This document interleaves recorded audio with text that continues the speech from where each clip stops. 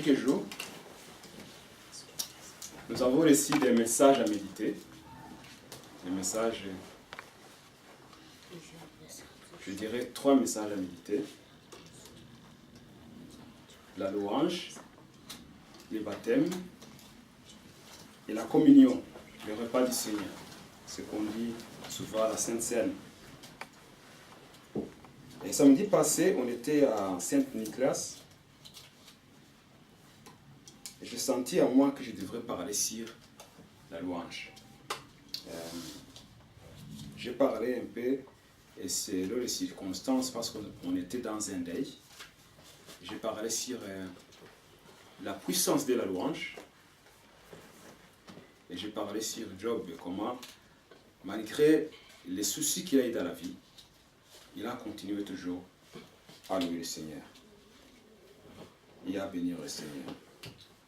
Et aujourd'hui, je me suis dit, il y a quelques jours, donc, je suis en train de dire, il faut qu'on parle vraiment de la puissance de la louange, mais aujourd'hui, je vais parler de la puissance de la louange dans le royaume de notre roi Jésus-Christ, le lion de la tribu de Juda. La puissance de la louange dans le royaume.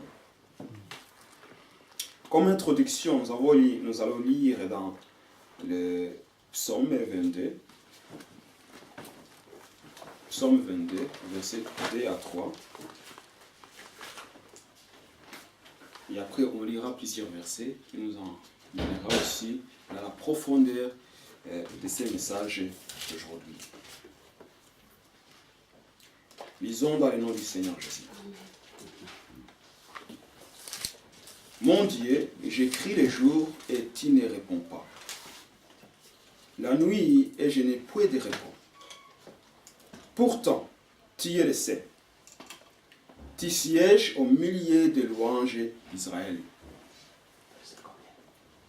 Psaume 22, versets 3 et à 4. Je recommence. Mon Dieu, j'écris les jours et tu ne réponds pas. La nuit et je n'ai point de repos. Pourtant, tu es le saint, tu sièges au milieu des louanges d'Israël. On parle souvent de ces passages de la Bible, et là on dit que l'Éternel siégeait au milieu des louanges de son peuple. Et quand je lisais ces psaumes, à partir du premier verset jusqu'au 21e, il n'y a pas de louange dans ces versets. Il n'y a que des plaintes. On dit que c'est le psaume messianique, un psaume prophétique qui parle de notre Jésus-Christ, de sa souffrance. Ici, il n'y a pas la louange dedans. Alors je me suis dit, mais c'est vrai, il est en train de se plaindre, cette personne. Il n'est pas dans la louange. C'est pour ça qu'être il demeure dans la souffrance. Mais je me suis dit, puisqu'on parle ici de la souffrance de Christ, c'est un psaume prophétique, c'est que Jésus allait souffrir, il le savait. C'est sa souffrance. On se souvient que dans le jardin de Gethsemane, il a dit que ta volonté soit faite. Mais il était vraiment dans une situation dure. Même sa prière dit que ta volonté soit faite. Pourquoi? Parce que là, il portait le poids de nos péchés, le poids du péché de toute l'humanité. C'était dire pour lui qu'un Dieu innocent devient péché.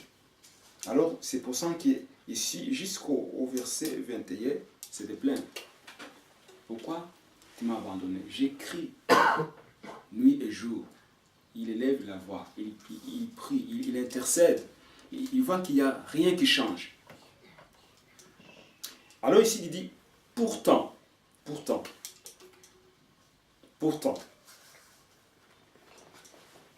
tu es le saint, tu sièges au milieu des louanges d'Israël.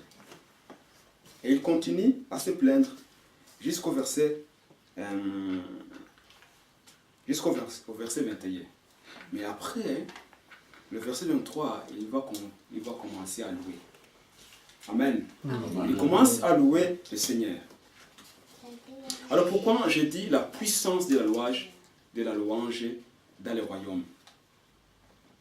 C'est parce que notre Dieu, il ne dit pas qu'il siège au milieu des prières. Non. Il ne siège pas au milieu des plaintes. Non. Il ne siège pas au milieu des intercessions. Non. Il ne siège pas au milieu des demandes. Non. Il siège au milieu des louanges. Louanges de son peuple. Ce roi, il désire que ce sujet l'adore. Les loue. C'est ça, sa nourriture. Je dirais comme ça. Que son peuple l'adore, l'honore, les loue, parce qu'il est celui qui pourvoit à tous nos besoins. C'est ce qu'il dit. Il n'a pas besoin de plaintes. Il n'a pas besoin de supplications. Lorsqu'un enfant est en train de supplier à son père qui lui donne à manger, c'est qu'il y a un problème avec son père. Normalement, c'est infaisable. Le père doit pourvoir aux besoins de l'enfant sans même que l'enfant demande. C'est ça notre Père, notre Dieu que nous avons. La puissance de la louange dans le royaume. Nous vivons ici sur terre. La Bible nous dit que celui qui gouverne ici sur terre, c'est le prince des ténèbres. Le prince des ténèbres. Mais Jésus a clarifié les choses. Dans sa prière, vers la fin, lorsqu'il priait pour celui-ci, il dit, ne les ôtez pas de ce monde, mais gardez-les dans ce monde. Parce que nous ne sommes pas de ce monde, mais nous vivons dans ce monde. C'est, par exemple, l'ambassade de la Chine dans ces pays, de Belgique, il n'est pas de ces pays, mais il vit dans ces pays. Parce qu'il représente la Chine ici, dans ces pays. Donc Jésus dit, ne les ôtez pas du monde, mais préservez-les. Gardez-les du danger dans ce monde, puisque nous ne sommes pas de ce monde. Alors, pour aller maintenant plus fort, donc ça c'était l'introduction, pour entrer maintenant dans le message, on va lire dans le livre des 2 Chroniques, chapitre 20, 2 Chroniques 20,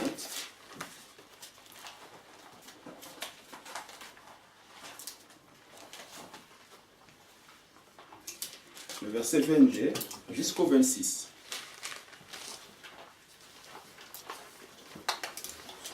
La puissance de la louange dans le royaume qui amène la délivrance. C'est là que je vais parler sur ce verset, dans 2 Chroniques 20, 22 à 26. Lisons. Au moment où l'on commençait les chants et les louanges, l'Éternel plaça une embuscade contre les fils d'Ammon et de Moab, et ceux de la montagne de Séhir qui étaient venus contre Juda. Et ils firent bâtir. Les fils d'Ammon et de Moab se jetèrent sur les habitants de la montagne de Séhir pour les dévouer par interdit et les exterminer. Et quand ils en eurent fini avec les habitants de Séhir, ils s'aidèrent les uns les autres à se détruire. Lorsque Juda fit arriver sur la hauteur d'eau, l'on aperçoit le désert, ils les gardèrent du côté de la multitude, et voici c'étaient des cadavres étendus à terre, et personne n'avait échappé. Josaphat et son peuple allèrent prendre leurs dépouilles. Ils trouvèrent parmi les cadavres d'abondantes richesses et des objets précieux, et ils en enlevèrent tant qu'ils ne purent tout emporter. Ils mirent 3 jours au pillage du butin, car il était considérable. Le 4e jour, ils s'assemblèrent dans la vallée de Beraka, où ils bénirent l'Éternel. C'est pourquoi ils appelèrent ce lieu vallée de Beraka, où ils bénirent l'Éternel. Nom qui est resté jusqu'à ce jour. La puissance de la louange dans le royaume qui amène la délivrance. Ici, on parle de l'histoire du roi d'Israël, Josaphat. Les ennemis de son peuple, de son pays, l'attaquent. Ils viennent nombreux. Il y avait quand même 3 tribus qui attaquent Israël. Et Josaphat, il va prier, il va demander au Seigneur de l'aide le Seigneur répond par un prophète. Ils avancent, ils allaient au champ de bataille. Ils attendaient. C'était là-bas et les ennemis de l'autre côté et de l'autre côté. Mais ici, la parole nous dit qu'au moment où l'on commençait les champs, vous savez, l'armée, quand il va à la guerre, les militaires commencent à nettoyer leurs armes. Ils nettoient des armes, ils dessinent les stratégies, comment ils vont attaquer. Et voilà, ils commencent à se placer de gauche, de droite, de devant, de derrière. Et ils négocient qui va commencer. Mais là-bas, ils avaient fait tout cela. Mais ici, dans l'armée d'Israël, l'équipe de louange allait devant. Amen. Amen. L'équipe de louange allait devant. Et puis, au moment où ils ont commencé à chanter, gloire à Dieu, au moment où l'on commençait les chants et les louanges, l'Éternel plaça une embuscade contre les fils d'Ammon et de Moab et ceux de la montagne de Séir qui étaient venus contre Juda et ils furent bâtis. Les ennemis qui étaient venus pour combattre Israël, au moment où le peuple de Dieu élève les chants de louanges d'adoration, ils n'étaient pas en train de chanter les chants de guerre. Parce que quand l'armée va à la guerre, ils commencent à chanter pour s'encourager, pour faire disparaître la peur. Voilà, donc ils chantent, ils crient. Et puis là-bas, non, c'est la louange qui monte à l'Éternel. Ça veut dire qu'ils mettent de côté la tension de la guerre, la pression de la guerre. Ils mettent tout ça de côté. Ils vont se mettre à louer le Seigneur, à chanter les cantiques qui honorent notre Dieu. Au moment où ils ont commencé à louer le Seigneur, en esprit et en vérité, parce qu'il est dur de commencer à chanter alors que tu sais que ton ennemi il a pointé son char devant toi. D'un coup, il peut toucher sur un bouton et le Messie arrive directement à vous détruire. Mais vous mettez tout ça de côté. C'est comme si vous videz votre esprit pour dire maintenant, de toute façon, je suis l'enfant du Dieu. Rien ne peut m'arriver sans qu'il a permis. Alors je vais le louer. Devant les chars, les hélicoptères, tout ça, il se met à louer le Seigneur. Il met à côté le stress de la guerre, la pression de la guerre, la peur. Il met tout ça de côté. Il commence à louer le Seigneur. Alors, à ce moment-là, le Seigneur dit, pourquoi est-ce qu'il va se battre? Je dois descendre moi-même. Il n'y a aucune raison que maintenant ils vont prendre leurs armes pour se battre parce que je siège au milieu de louanges de mon peuple. Parce qu'ils commencent à m'adorer, à me louer, je descends directement. Et quand il descend, notre Dieu, le roi, quand il va quelque part, il a tout son protocole. Amen. Amen. C'est l'armée qui descend. Le roi vient et toute son armée viennent. Qu'est-ce qui se passe? Les ennemis commencent à s'entretuer. Imaginez que Morab et Habib sont venus contre moi. Ils arrivent devant ma porte, moi je me mets à genoux et je commence à louer le Seigneur. Et puis ils commencent à se disputer derrière la porte. Mais en fait, pourquoi on est venu? Mais c'est toi qui m'as demandé de venir. Mais non, c'est toi. Et ils commencent à se battre. Ils retournent. C'est ce qui s'est passé. Pourquoi? Parce que le roi des rois est descendu. Pourquoi il est descendu? Parce que les gens ont mis de côté le stress de la guerre, le stress des problèmes, le stress des montagnes, tout ce qui les encombrait. Ils ont mis tout ça de côté, ils ont commencé à louer le Seigneur. Alors le Seigneur dit, je vais résoudre les problèmes moi-même. Amen. Amen. Et qu'est-ce qui se passe? Lorsque le Seigneur vient, non seulement il va résoudre les problèmes qu'il a, il va donner aussi des provisions. Qu'est-ce qui se passe? Alors l'armée d'Israël, il va regarder où étaient les ennemis. Il y avait des chars, il y avait des tentes, il y avait des chevaux, mais il regarde maintenant, tout est par terre. Qu'est-ce qui se passe? Ils avancent, trouvent des cadavres. Après les cadavres, il y a de l'or, il y a des bétails, il y a des vêtements, il y a toutes les richesses qu'ils n'avaient même pas besoin. Mais pourquoi le Seigneur et les fidèles donnent? Pourquoi il a dit, je siège au milieu des louanges de mon peuple? Je ne siège pas au milieu des stress, non. Je ne siège pas au milieu des pleurs, non. Je ne siège pas au milieu des prières, non. Je siège, je ne vous encourage pas à ne pas prier. Prier, c'est prier. Louer aussi, c'est louer. Amen. Il faut aussi savoir différencier les choses.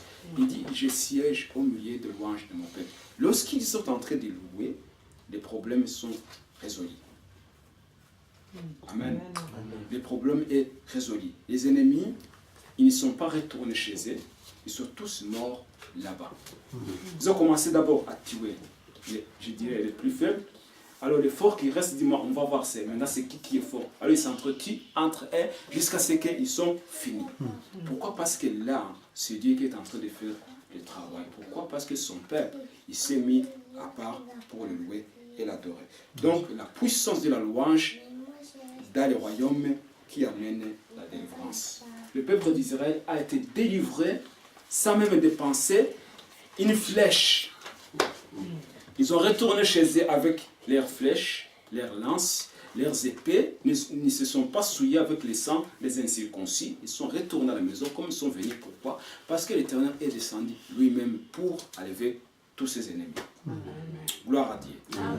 Lorsqu'on est dans une situation, comme Josaphat était dans une situation avec tout son peuple, dans une situation difficile, et que non seulement un ennemi, mais des ennemis qui se sont consultés pour aller exterminer Israël, il s'est mis à côté de la prière, et il est parti avec son équipe de louanges. Lorsqu'ils ont commencé à louer le Seigneur, ça veut dire qu'ils ne louaient pas dans le stress. Ils louaient parce qu'ils savaient que Dieu est capable. Ils ont oublié toutes ces choses, ils ont loué le Seigneur. Qu'est-ce qui se passe? Le Seigneur lui-même, il est descendu. La puissance de la louange dans le royaume qui amène la délivrance. On va sur un autre point. Encore 2 Chroniques, chapitre 5.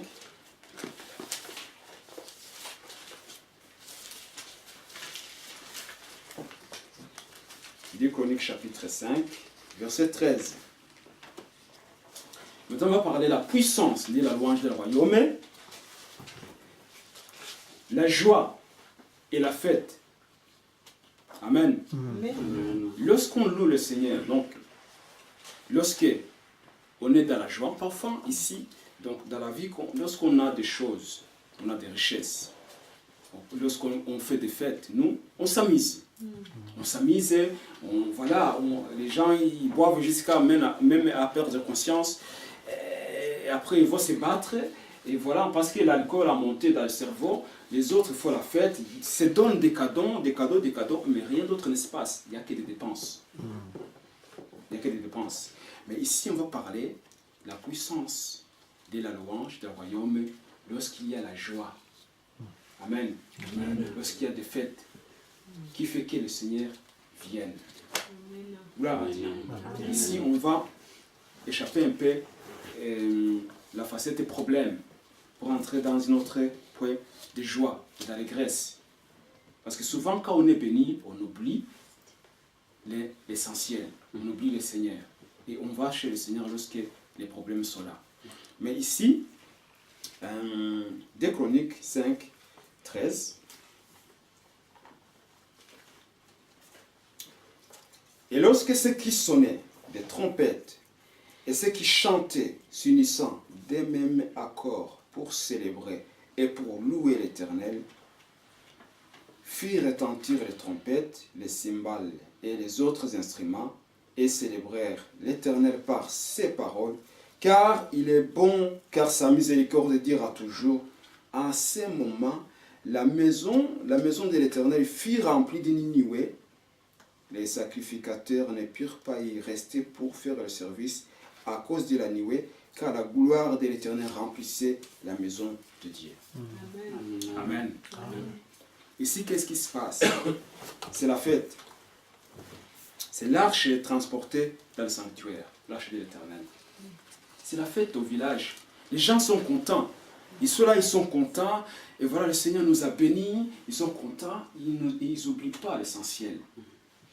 Maintenant, dans nos fêtes, dans cette fête, on va louer l'Éternel. On va remercier l'Éternel. Alors, l'équipe de louanges que David a fondé, qui était conduit avec Asaph et les enfants d'Asaph, voilà, de génération à génération, cette équipe de louanges se met en place. Les musiciens avaient bien répété, parce qu'aujourd'hui, l'Éternel nous a fait du bien, on va les louer. Ils se mettent en place, ils commencent maintenant, ici la Bible précise, des mêmes accords. Celui qui joue la batterie, celui qui joue la guitare de basse, celui qui est cymbale, ils sont tous des mêmes accords. Ceux qui vont chanter, ceux qui vont, voilà, on appelle comment les trucs juifs là, les chauffards, pas les trompettes, les cornes, voilà, ils vont sonner, ça va, tous des mêmes accords, et ils ont commencé à louer le Seigneur. Lorsqu'ils ont commencé d'un commun accord, dans leur fête, ce n'était pas là pour danser et voilà, oublier le reste, mais on va bénir le Seigneur. Ils élèvent leur louange. Qu'est-ce qui se passe? L'Éternel lui-même, il descend dans la maison. Il dit maintenant, il me faut de la place. Il dit, c'est comme s'il disait au sacrificateur, non, maintenant, arrêtez votre travail, allez chanter avec les autres. Il me faut de la place parce que je vais bien entendre. Amen. Amen. La gloire de l'Éternel remplit toute la maison, que même les fils d'Aaron n'arrivaient plus à faire leur service. Ils cèdent de la place à l'Éternel. Pourquoi? Parce que ces gens-là, ils ont adoré. Ils ont loué le Seigneur. Et notre Dieu habite au milieu des louanges de son peuple. Dans un moment de fête, il faut aussi louer notre Dieu. Il ne faut pas seulement faire des barbecues, mettre voilà, des brochettes, tout ça et manger, et puis on oublie l'essentiel. On oublie même de louer le Seigneur qui nous a donné ces choses, qui nous a bénis. On oublie et on part comme ça. Mais ici, Dieu nous montre que, la Bible nous montre que, dans ces moments de fête aussi, il faut aussi élever nos louanges sincères à notre Dieu. Et il descend. La gloire du Seigneur remplit toute la maison. Toute la maison. Ça veut dire que les gens, alors ils ont laissé la maison à l'Éternel. Ils étaient dehors, en train d'admirer la gloire de l'Éternel à l'intérieur. Celui qui pouvait résister, il allait mourir. Parce que là, Dieu remplissait les temples. Pourquoi? Parce que la louange est montée. La puissance de la louange dans le royaume, voilà, qui amène aussi la joie. Gloire à Dieu. Amen.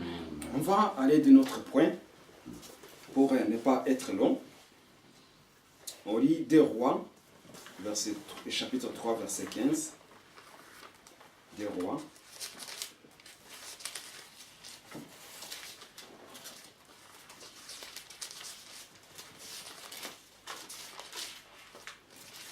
Des Rois 3. Des Rois, chapitre 3, verset 15. On commence au verset 13. Comme ça, on est dans le contexte. Ici, on parlait du roi Joram, qui n'obéissait pas à l'Éternel, et qui va aller se battre contre ses ennemis. Mais il demande au roi Josaphat de venir l'aider.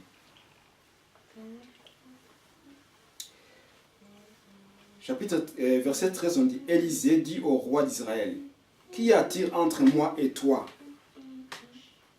Va vers les prophètes de ton père et vers les prophètes de ta mère. Et le roi d'Israël lui dit, non, car l'Éternel a appelé ces 3 rois pour les livrer entre les mains de Moab. Et il dit, l'Éternel des armées, dont je suis le serviteur, est vivant.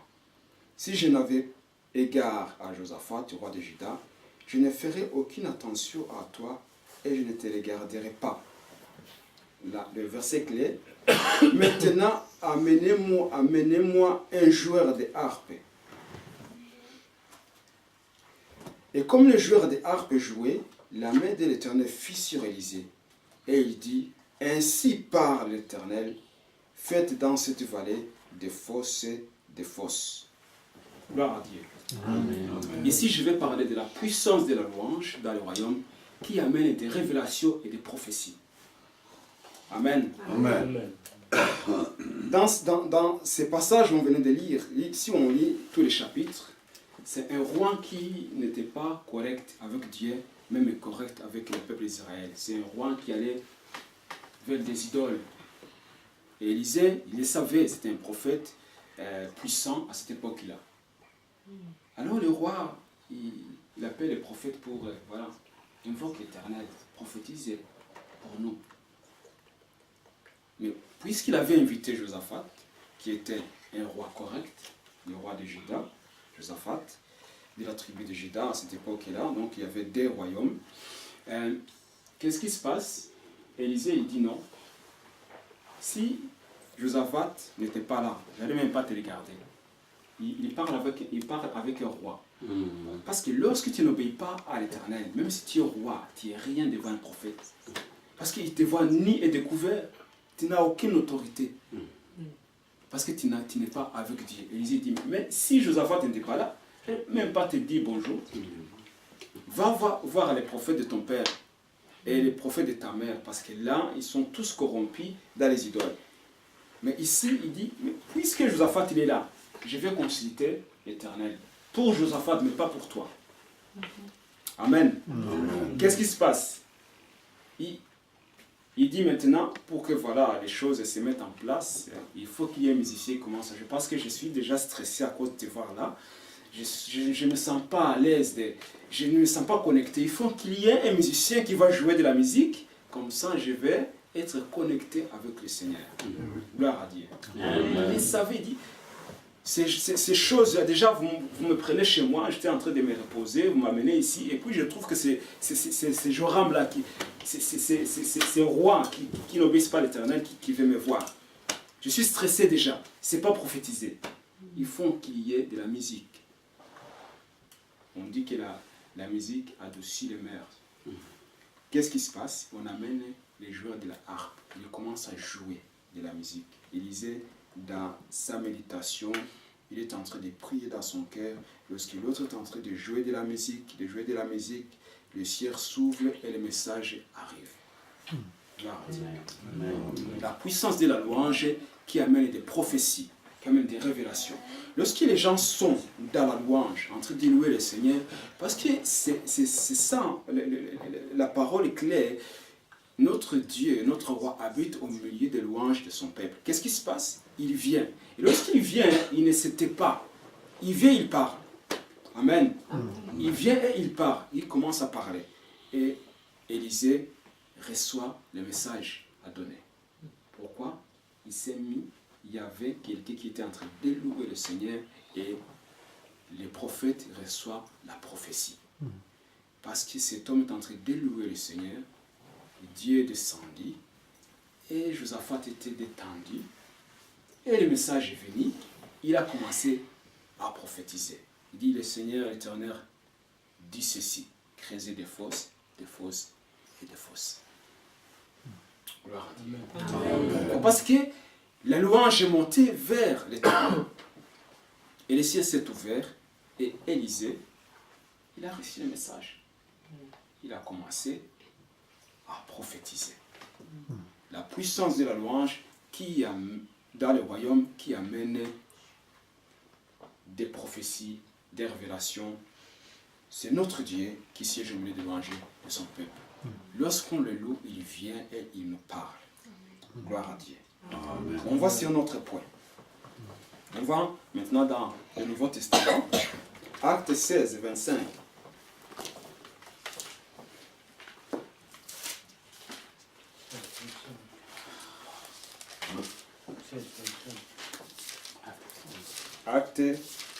Les Actes des Apôtres, chapitre 16.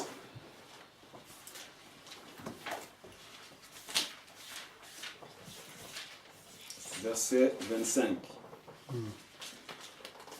Gloire à Dieu. Amen.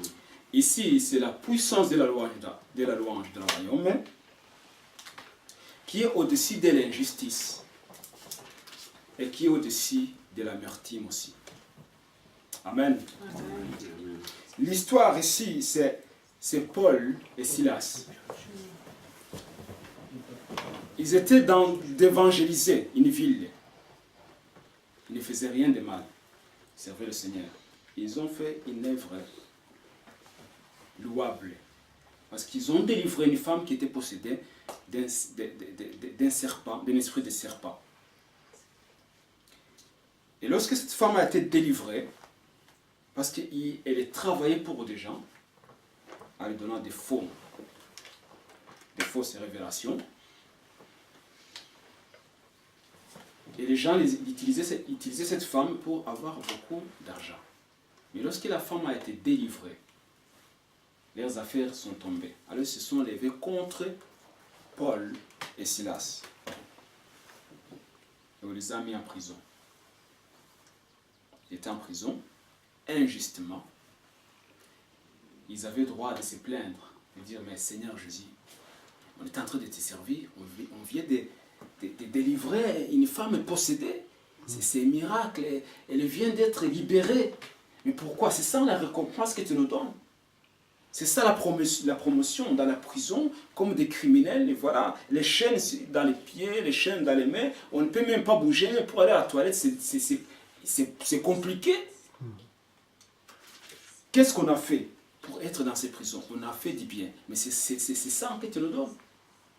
Est-ce qu'ils se sont plaints? Ils se sont plaints. Si nous lisons la Bible, dans cette prison, qu'est-ce qu'ils ont fait? Ils ont commencé à louer. Amen.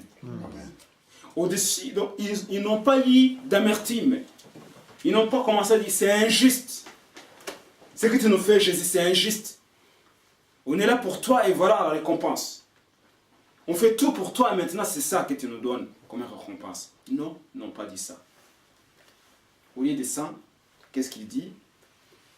Le verset 25. Vers le milieu de la nuit, Paul et Silas priaient et chantaient les louanges de Dieu. Et les prisonniers les entendaient. Ils ne chantaient pas dans leur cœur. Donc on ne va pas déranger quand même. Les autres prisonniers ont besoin de dormir. Ils ont commencé à prier et à chanter. Et puis la joie a monté. Ils ont commencé maintenant à chanter plus fort. Et plus fort, ils chantent, ils louent le Seigneur. Même tous les prisonniers les entendaient. Gloire à Dieu. Amen. Ici, c'est précisé, chanter des louanges de Dieu. Et ils ne chantaient pas le psaume 22 comme on l'a dit. Voilà, non. Ils étaient en train de chanter des louanges de l'Éternel. Ils étaient en train de louer le Seigneur. Voilà, pour ce que Dieu est. Et notre Dieu siège au milieu des louanges de son peuple. Qu'est-ce qui se passe là-bas? Ils sont en train de louer. Des personnes sont en train de louer le Seigneur. Ils ont oublié cette injustice. Ils ont mis à côté. Ils ont mis à côté le stress dans la prison, les odeurs qui étaient dans la prison, les chaînes qui étaient dans leurs pieds, les criminels qui étaient à côté. Ils ont oublié tout ça. Ils ont oublié le milieu et l'ambiance où ils étaient. Ils se sont mis en mode louange. Gloire à Dieu. Stress à côté, injustice à côté, amertume à côté, la faim, peut-être, je ne sais pas s'ils ont eu quand même de quoi manger à côté, la soif à côté, tout ça on met à côté. On va se mettre en mode louange et adoration. Ils commencent à lever leur voix, à louer le Seigneur en esprit et en vérité. Et ils chantaient, ils chantaient. Plus ils chantaient, plus les prisonniers étaient en train aussi d'être délivrés. Plus ils chantaient, plus le cœur des criminels était en train aussi d'être délivré. Plus ils chantaient la louange, parce que lorsque Dieu vient, là où il descend, toutes ces choses se mettent en place. Gloire à Dieu. Amen. Alors ils chantent, ils louent le Seigneur. Alors le verset 26. Tout à coup, il se fit un grand tremblement de terre. Quand on dit un grand tremblement de terre, c'est que voilà, après il va y avoir des tsunamis. N'est-ce pas? Oui. Lorsqu'il y a un tremblement de terre, par exemple dans les pays asiatiques ou en Amérique, c'est là où il y a beaucoup de choses comme ça. Lorsqu'il y a un tremblement de terre, il y a des conséquences. On voit même qu'en Europe, ça commence à venir. Ça commence à venir. En Italie, maintenant, il y a plus de tremblements. Et les maisons tombent. Et voilà, des villes sont rasées par un tremblement de terre. Mais ici, la Bible précise un grand tremblement. Un grand tremblement qui vient. Mais lorsque c'est un grand tremblement qui vient parce que c'est le Seigneur qui descend, il n'y a aucune brique qui tombe. Gloire à Dieu. Amen. Il n'y a aucune brique qui tombe sur des personnes. Il n'y a pas de maison qui tombe, il n'y a pas de tsunami. Parce que lorsqu'il y a un grand tremblement causé par le Seigneur, parce qu'il est venu, qu'est-ce qui se passe? Ce sont les chaînes qui se brisent. Ce sont les liens qui se brisent. Ils sont en train de chanter, ils louent le Seigneur et l'Éternel dit, mais cet endroit, il est sale. Ce n'est pas un endroit où je dois... Voilà, c'est dans une prison, mais je dois descendre là-bas. Parce qu'il y a des personnes qui se sont mis à mode de louange, adoration, qui me louaient en esprit et en vérité. Maintenant, je descends. J'ai dit que quand Dieu vient, il ne vient pas tout seul. Avec tous les protocoles, il vient. Toutes les portes se sont ouvertes. Les chaînes se sont brisées. Et qu'est-ce qui se passe? Et les prisonniers aussi sont mis maintenant à chanter. Pourquoi? Parce qu'ils sont restés là-bas. Personne n'est parti. Parce que personne ne pouvait quitter cette ambiance. Il dit, mais ça fait des années que je suis prisonnier ici, je suis condamné. Maintenant, c'est cette douceur, cette paix, cette joie qui est là, je ne peux pas. Donc, ils étaient maintenant dans 5 étoiles. Un hôtel, 10 étoiles. Dans un hôtel 10 étoiles, tout service. Ils sentaient plus l'odeur de la prison. Ils sentaient l'odeur du roi, du royaume. Ils ne sentaient plus les fouets des gardiens. Non, ils ne sentaient plus des séries ni des chaînes. Non, ils sentaient la liberté, la joie et la paix que le Seigneur amène là où il vient. Dans cette prison, pourquoi Dieu est descendu? Parce qu'il y a des hommes qui ont mis à côté le stress, qu'ils ont mis à côté l'injustice qu'ils ont subie, qu'ils ont mis à côté toute l'amertume. Ils avaient raison de se plaindre, mais ils ont mis à côté toutes ces choses. Ils ont commencé à louer le Seigneur, à louer le roi des rois. Et ce roi est descendu. Là où le roi descend, il descend avec tout son protocole. Et qu'est-ce qui se passe? La liberté. Les gens sont libres. Les gens sont libres. Et quand on continue ici,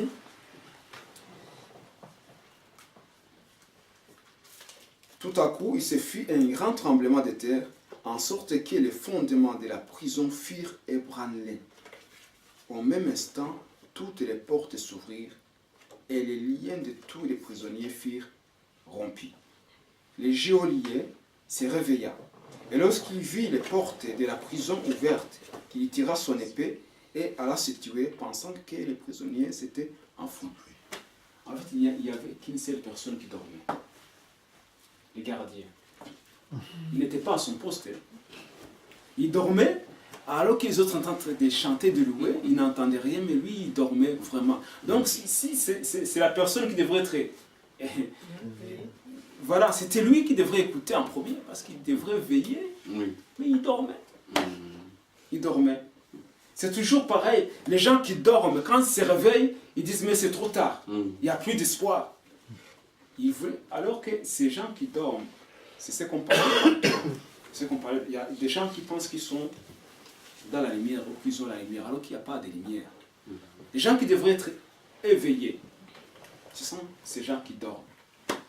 Et ici, il a dit, Joram était le roi d'Israël, il devrait être éveillé, mais il dormait chez les idoles.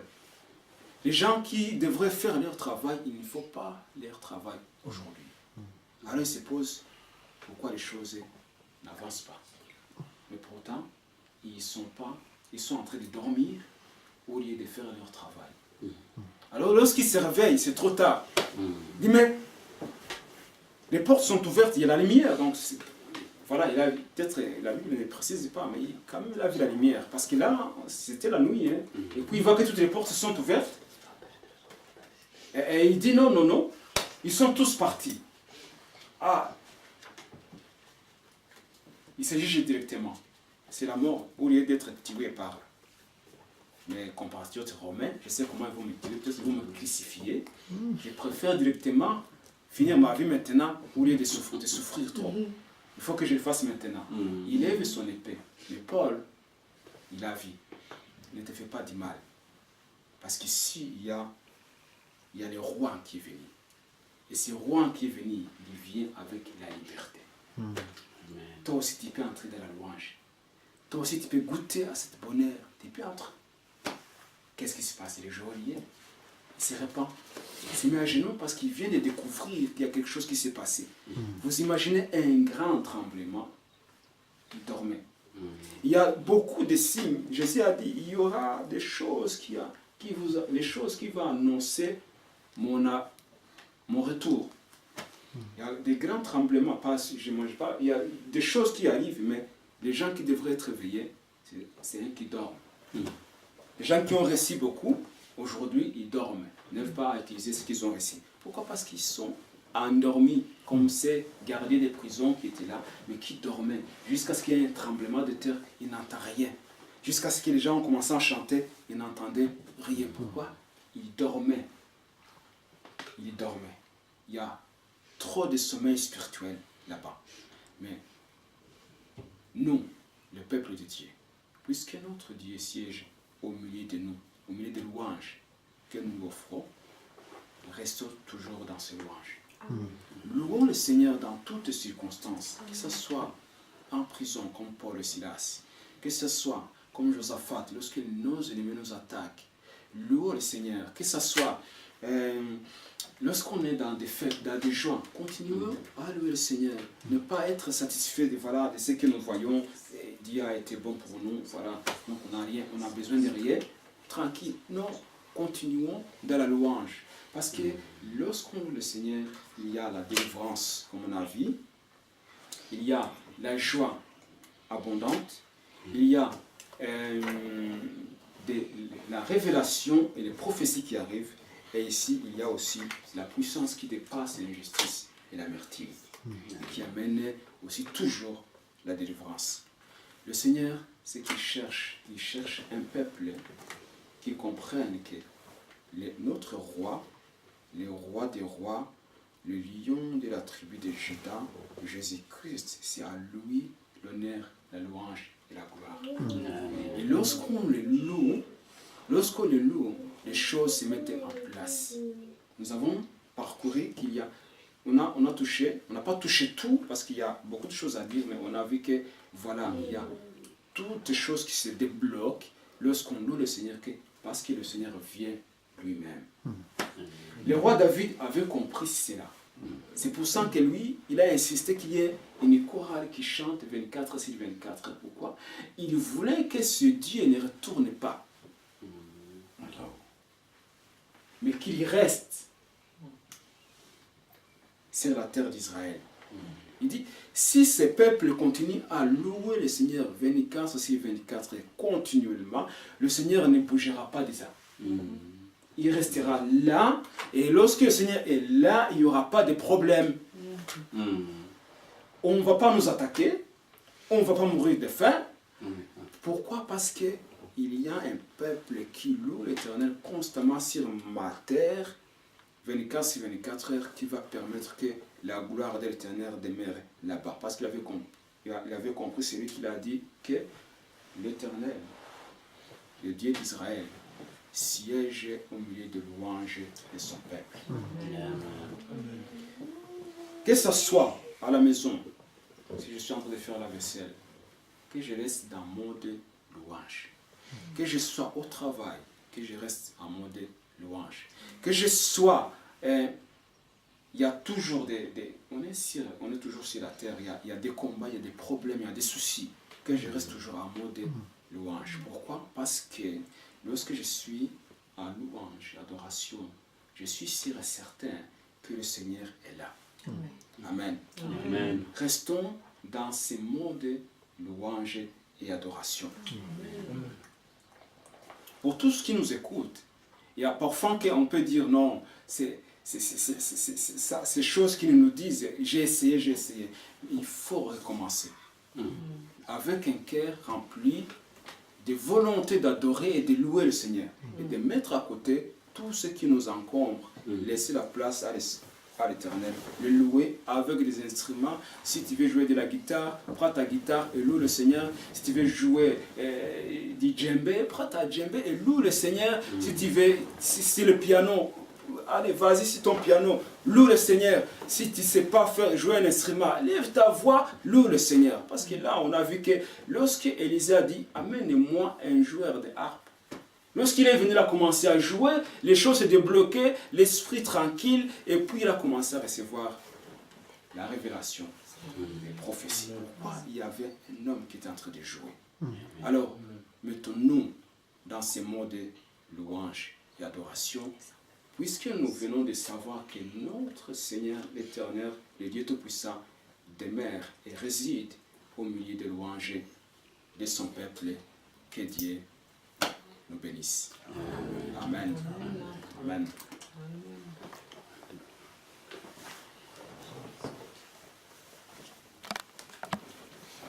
Et justement, nous venons d'entendre un message interpellant, un message qui nous appelle à la louange constante dans notre vie, que notre cœur soit rempli de louanges. Mais peut-être c'est difficile ou impossible pour toi de louer Dieu, parce que tu n'es pas réconcilié avec Dieu, parce que tu ne sais pas qui est Dieu vraiment. Tu n'as pas rencontré Jésus-Christ, tu n'es pas rentré dans ce royaume. Ici, nous avons vu que c'était des Israélites, des gens qui faisaient partie du royaume que Dieu avait établi. Dans le Nouveau Testament, il s'agissait de Paul et de Silas, des gens qui étaient dans le royaume de Dieu, qui faisaient partie du peuple de Dieu. Et toi aussi, tu as besoin de faire partie de ce peuple. Et si tu sens, comme ce geôlier romain, qui dit, mais que faut-il pour que je sois sauvé? Être sauvé, ça veut dire reconnaître que Dieu est vivant, que Jésus-Christ est Dieu et qu'il est ton sauveur. Il te sauve de ton péché. Il te sauve de tout ce que tu as fait de mal, de tout ce que tu as fait contre la volonté de Dieu. Et tu peux être sauvé aujourd'hui. Je vais te conduire dans une prière et il suffit que de répéter après moi.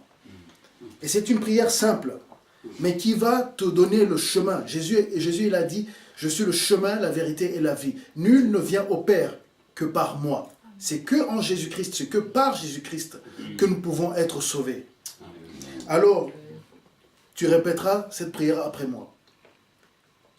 Je reconnais que Jésus est Dieu, qu'il est venu sur la terre en prenant la forme humaine et qu'il a vécu une vie sans péché, que je ne peux pas vivre.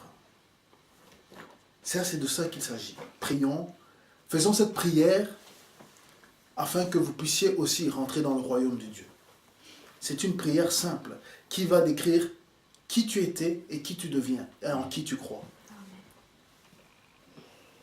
Père Céleste, je reconnais que Jésus est Dieu et qu'il est venu sur la terre en prenant la forme d'un homme et qu'il a vécu une vie sans péché que moi je ne pouvais pas vivre. Il est mort à ma place et a pris la peine, la faute, la punition que je méritais.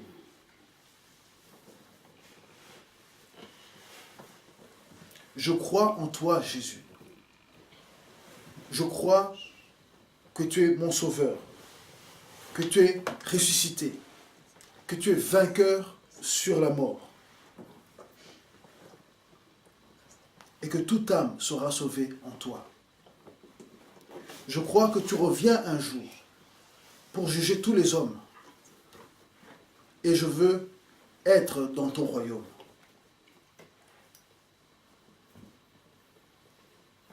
Je confesse que j'ai été pécheur. J'ai longtemps vécu selon mes désirs. J'ai péché contre toi, Seigneur. Jésus, je te demande de venir habiter dans ma vie, dans mon cœur, et d'accomplir ta volonté en moi. Je demande ceci afin que je sois uni avec toi, jusqu'à la fin de mes jours. Seigneur Jésus, je proclame de tout mon être ce désir d'être un avec toi. Je t'accepte comme mon maître et sauveur. Amen. Amen. Si tu as fait cette prière, tu fais maintenant partie du royaume de Dieu. Ce n'est qu'un début, il ne faut pas en rester là. Il y a beaucoup de sujets, il y a beaucoup de choses encore à faire. Le Saint-Esprit vient habiter en toi. Lorsque tu fais cette prière, le Saint-Esprit est venu, il a commencé l'œuvre. Mais maintenant, il faudra marcher selon la voie de Dieu, selon la voie que Jésus-Christ a mis devant nous. Tu pourras le suivre, tu pourras devenir son disciple, rentrer dans les eaux du baptême pour montrer à Dieu et aux hommes que tu as accepté Jésus-Christ comme Seigneur et Sauveur. La Bible dit, celui qui croit en son cœur et qui confesse de sa bouche que Jésus-Christ est Sauveur, celui-là sera sauvé. Et les eaux du baptême sont importantes, il y aura un temps pour les expliquer. Mais si tu as un pasteur que tu connais pas loin de chez toi, tu peux aller demander d'être baptisé et de commencer cette nouvelle vie avec le Seigneur. Nous voulons te bénir.